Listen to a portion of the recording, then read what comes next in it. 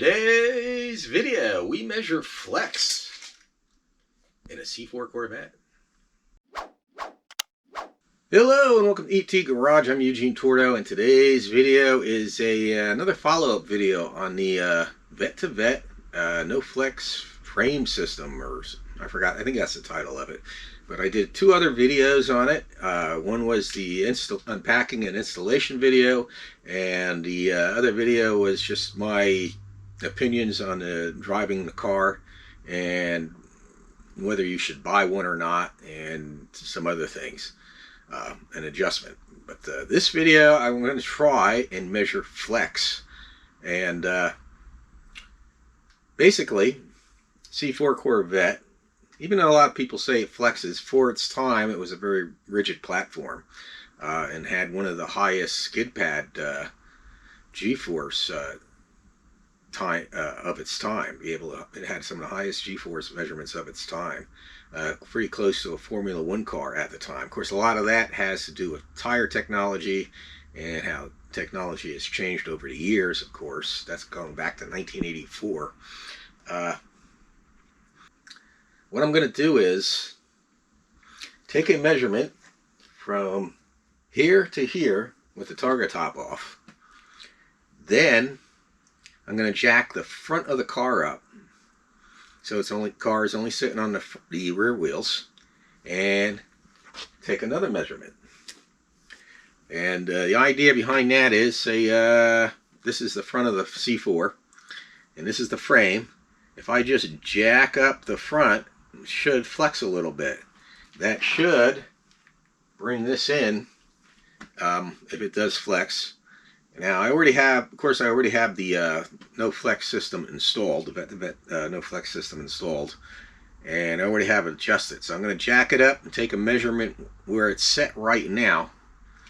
Then I'm going to loosen it up, take another measurement, and then I'm going to adjust it via measuring these 2 points, so it's the same as it was on the ground as it is when the front end is up in the air. So let me move the camera around. I'll show you how I'm going to do that. All right, I decided to use this square to measure it, and I'll show you in a second here why.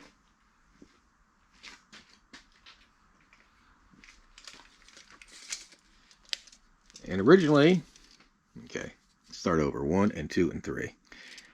All right, I'm going to measure this using this square, and I'll show you why here in a second. And originally I was going to use a tape measure, but the tape measure tends to flex a little, and I'm not sure how much this is going to flex. Is it going to be in thousandths? Is it going to be in like a 1/16 of an inch? I don't know. So I decided, take the square, which is not flexing, and it's like that, put it like that, and take a measurement, mark it. And what I did was tape left side, and that will be the right side, or the passenger side, and then measure with a pair of veneer calipers from the end. Mark it with a pen on a piece of tape, and then what I'll do is jack it up in the ear with the flex system in place as adjusted as it is now, take another measurement, and try and see if there's enough difference that I can measure. If it's real small thousandths, I might have a hard time accurately measuring. So, but well, the only way we can find out though is to jack the front end up and check it out. All right, the car is up on jack stands. Let's take a measurement and see what we get. All right, it's I took a measurement, and I'm not seeing really any noticeable difference that I can measure. Keep in mind these pen marks that I made are not precise. I mean, they're, you know, because of the thickness of the line. So if it's moving just a couple of thousandths, it makes it almost impossible to measure. I thought about making some type of bracket that mounts here and there, and this would mount, the veneer would mount somewhere in the middle, and then I'd be able to get a more precise measurement within thousandths. Personally, I think any car out there, no matter how rigid it is going to flex a couple of thousandths. I mean, it's got to have some give in it. But one thing I did fail to measure, I should have measured at opposite corners before I jacked it up, and then only jacked maybe one corner up, but oh well. This is already up on the stands. Next thing to do would be to loosen those bars underneath and see if it makes a difference in measurement. So I'll go ahead and do that and see how we make out. I'm not seeing any measurable difference. That's what you want to know, if the doors open and close with it up on jack stands and the top off, and the hood opens up and closes. Yes, it does. Before I bought this no flex system, I've had the car up on jack stands with the roof off and the hood up and down, and all the doors opened and closed. So how much is it making a difference?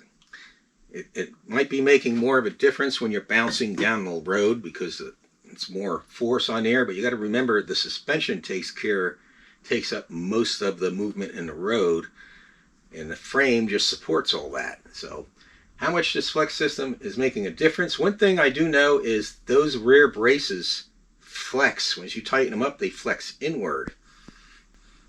I'm not sure if I can get a good shot of that or not with the rear wheels on the ground. So let me move the camera around. I'll see if I can get a shot of that. All right, here we go. I got a dial indicator hooked up to it. I'm going to go ahead and tighten this rod up and see how it does. You can see just by turning by hand, it moved about 9 thousandths. Okay, this is using that line number 1. Number 2, that would be half a turn, and we are about 45 thousandths.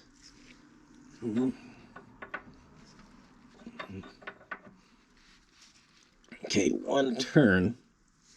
Now just a little over 1 turn, and we are 50 thousandths. So when you're bouncing down the road, how much does this rear bracket flex? I mean, I'd have to come up with some type of sophisticated way of mounting a measuring device or a dial indicator and a camera and see that way. And then you have to factor in things like vibrations and all that stuff. But I am going to go 1 more turn on this. Keep in mind this rear one, this rear mount is reverse thread. So I am turning it in the correct direction, in case you're wondering. Okay. 1.5. Okay, to go 2 is almost impossible with this shorter wrench. I can get a longer wrench. I think I was 1.5 last time, so let me back off. Right about there. Yeah, so whatever that number turned, I lost track of it. That's how much it flexes. I'll go tighten these up and go do the other side. All right, I did remeasure everything, and it's exactly the same as it was, from what I can tell, with it tightened and without it tightening. And part of the problem with that, I think, is those rear brackets flex in when you tighten them, and when that means when you're going down the road, they're also flexing. In my opinion, the C4, the problem isn't flex, and I'm going to use this piece of heat shielding here, isn't flexing like this, it's flexing like that, especially with the target top off. That's why when you go through, even with the target top on, you go through like a dip, you'll get like squeaking and stuff, usually from the target top, squeaking as it moves around. So I don't believe this system does anything for that. That's the X-brace, in my opinion, would be better for that. That would make more sense to me mechanically. Now, I'm not a mechanical engineer, But go ahead and leave your opinions down in the comment section. Tell me what you think. Like I said, it does make a difference. I do feel a difference in handling. Now you got to wonder, is that like the Pseudo effect type of thing, or whatever you call that? You know, that, it's like when you paint your valve covers red and the motor feels like it's got 20 more horsepower. So, like I said in the last review, if I didn't mention already, I will leave links along this video at the top somewhere, usually over here, to those first two videos, the installation and the review. It does feel flatter through the turns, and I can tell it makes it more rigid because I had to take more rebound out of the shocks in order to correct, because it was too stiff. So it does do something, but it doesn't do, in my opinion, the biggest problem with the C4 is flex this way. Yeah, it doesn't, in my opinion, do anything for that.